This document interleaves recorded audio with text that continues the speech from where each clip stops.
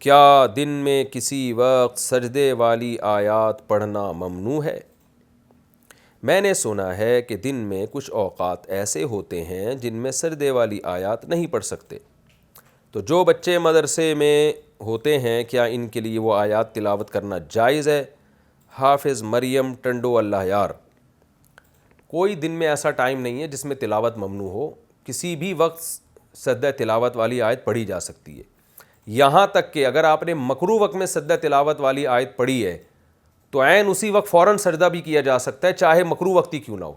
ہاں، سجدہ تلاوت والی آیت پہلے پڑھی پھر مکروہ وقت میں آپ کو سجدہ کرنے کی اجازت نہیں ہے، تو سجدہ تلاوت والی آیت تو کسی بھی وقت تلاوت کی جا سکتی ہے۔ 3 بیٹے اور 1 بیٹی میں وراثت کیسے تقسیم ہوگی؟ اگر 3 بیٹے ہیں اور 1 بیٹی ہے تو کیا بیٹی کو آدھا حصہ دیا جائے گا اور 3 بیٹوں کو آدھے حصے میں سے دیا جائے گا؟ سمیر خان۔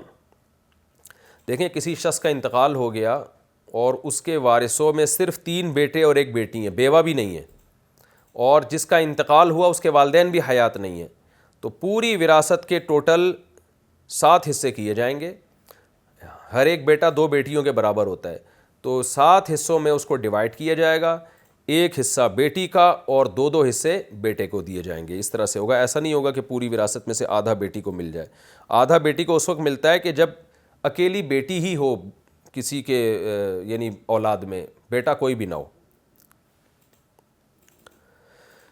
رشتے کے لیے استخارہ ضروری ہے؟ اگر کسی بچے یا بچی کا رشتہ کرنا چاہ رہے ہوں تو اس سے پہلے استخارہ کرنا چاہیے یا نہیں؟ اور استخارہ کون کرے گا؟ کیا استخارہ خود کریں گے یا کسی اور سے کروا سکتے ہیں؟ ام عبداللہ کراچی سے۔ دیکھیں، پہلی بات تو یہ کہ بچے یا بچی کا رشتہ کر رہے ہو تو کیا استخارہ کرنا ضروری ہے؟ ضروری تو نہیں ہے لیکن کرنا چاہیے ضرور استخارہ۔ نبی صلی اللہ علیہ وسلم نے فرمایا ما خاب من استخارہ، جو استخارہ کرتا ہے رسوا نہیں ہوتا۔ لیکن استخارے کا مطلب کیا ہے خوب سمجھ لیں، بار بار یہ بتاتا ہوں پھر بھی لوگوں کی سمجھ میں نہیں آ رہا۔ استخارے کا مطلب یہ ہے کہ آپ کو جب کوئی رشتہ سمجھ میں آ گیا تو حدیث میں آتا ہے کہ جب سمجھ میں آ جائے تو ہاں کرو، خام خواہ میں نہ کرو، بلا وجہ کے نخرے نہ کیا کرو۔ اذا خطب الیکم من ترضون دینہ وخلقہ فزوجوہ، کوئی ایسا نکاح کا پیغام بھیجے جس کے دین اور اخلاق سے تم مطمئن ہو تو نکاح کر دیا کرو، نہیں کرو گے تو فتنہ ہوگا۔ یہ نہیں ہے کہ استخارہ نکال کے دیکھو پازیٹیو آ رہا ہے تو ہاں کرو، نیگیٹو آ رہا ہے تو نہ کرو، ایسا کچھ بھی نہیں ہے۔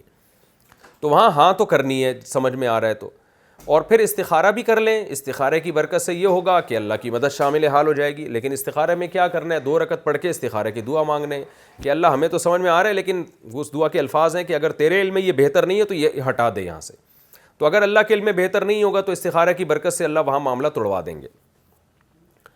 لیکن زیادہ تر استخارہ کیا جاتا ہے ان معاملات میں جس میں انسان بہت زیادہ کنفیوژن میں ہوتا ہے، تو اس کنفیوژن میں اصل موقع ہے استخارہ۔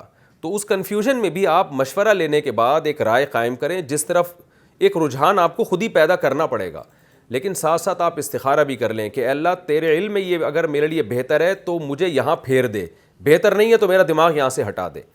تو اس سے یہ ہوگا انشاءاللہ کہ آپ نے گراؤنڈ ریئلٹی کو سامنے رکھ کر ایک فیصلہ کیا ہوگا، تو وہاں بھی یہی ہوگا کہ استخارے کی برکت سے اگر آپ کا وہ فیصلہ بالفرض غلط ہے تو کوئی ایسی بات اللہ پیدا کر دے گا کہ آپ وہاں نہیں کریں گے معاملہ، اور اگر وہ کام آپ کے لیے ٹھیک ہوگا تو اللہ کچھ نہ کچھ ایسے معاملات پیدا کر دے گا آپ کی دعا قبول کر کے کہ آپ نہیں بھی چاہ رہے ہوں گے تو وہاں ہو جائے گا۔ کرنا بہرحال وہی ہے جو آپ کی کھوپڑی میں آ رہا ہے، اس میں اشارے وشارے نہ خواب میں ملیں گے آپ کو، نہ جاگتی حالت میں کوئی نیگیٹو پازیٹیو یا کچھ یہ سب چیزوں میں نہیں پڑے آپ، یہ ان کی کوئی حیثیت نہیں ہے۔ اور اگر آپ کو یہ پازیٹیو نیگیٹو نظر بھی آ گیا تو یہ شیطانی خیالات بھی ہو سکتے ہیں۔ اللہ کی طرف سے کوئی استخارے کے بعد سگنل ملنے کی کوئی گارنٹی نہیں ہے، کچھ بھی نہیں ہے۔ کسی اور سے بھی کروا سکتے ہیں تو استخارہ خود کریں، کسی اور سے کروائیں گے تو کیا کرے گا وہ بیچارہ، وہ آپ کو کوئی یہ تھوڑی بتائے گا کہ ہاں آیا ہے یا نہ آیا ہے۔ اگر وہ بتا رہا ہے کہ استخارے میں ہاں ہے تو وہ پھینک رہا ہے وہ لمبی، اس کی بات نہ سنیں آپ، ٹھیک ہے نا۔ تو خود ہی کریں، زیادہ بہتر ہے۔ کوئی اور کر لے تو وہ کوئی اور آپ کے لیے یوں دعا کرے گا اللہ اس کے دماغ کو ایک طرف لے جا، جہاں یہ بہتر ہو وہاں مقدر کر دے، وہ بھی تو یہی کرے گا نا، تو آپ کر لیں یہ کام۔ لیکن لوگ یہ دوسرے سے کرواتے ہیں، وہ سمجھتے ہیں کہ وہ زیادہ اچھا نکال کے دے سکتا ہے کچھ اشارہ، تو استخارے میں کچھ بھی نہیں نکلتا، یہ خوب سمجھ لیں۔ استخارے کا طریقہ کیا ہے، استخارہ کیسے کرنا چاہیے، اس کا صحیح طریقہ بھی بتا دیں. یہ وہی ہے جو میں نے بھی بتایا ہے. یہ سوال اسی سوال کے ساتھ جوڑ لیں آپ، اسی جواب کے ساتھ. 2 رکعت پڑھنی ہے، وہ حدیث میں جو دعا آئی ہے بہشتی زیور میں وہ دعا لکھی ہوئی ہے حدیث کے حوالے کے ساتھ. تسہیل بہشتی زیور جامع رشید والے چھاپتے ہیں، وہ کتاب ضرور گھر میں رکھیں. نہیں تو آج کل نیٹ پہ سرچ کر لیں، اس پہ بھی آ جاتی. اللہم انی استخیرک بعلمک واستقدرک بقدرتک واسألک من فضلک العظیم فإنک تعلم ولا اعلم وتقدر ولا اقدر انت علام الغیوب. اللہم ان كنت تعلم ان هذا الامر خیر لی فی دینی ومعاشی وعاقبۃ امری فاقدرہ لی ویسرہ لی ثم بارک لی فیہ. وان كنت تعلم ان هذا الامر شر لی فی دینی ومعاشی وعاقبۃ امری فاصرف عنی واصرفنی عنہ ثم اقدر لی الخیر حیث کان ثم ارضنی بہ. یہ الفاظ ہیں استخارے کے، یہ یاد کر لیں. دیکھ کے بھی پڑھ سکتے ہیں.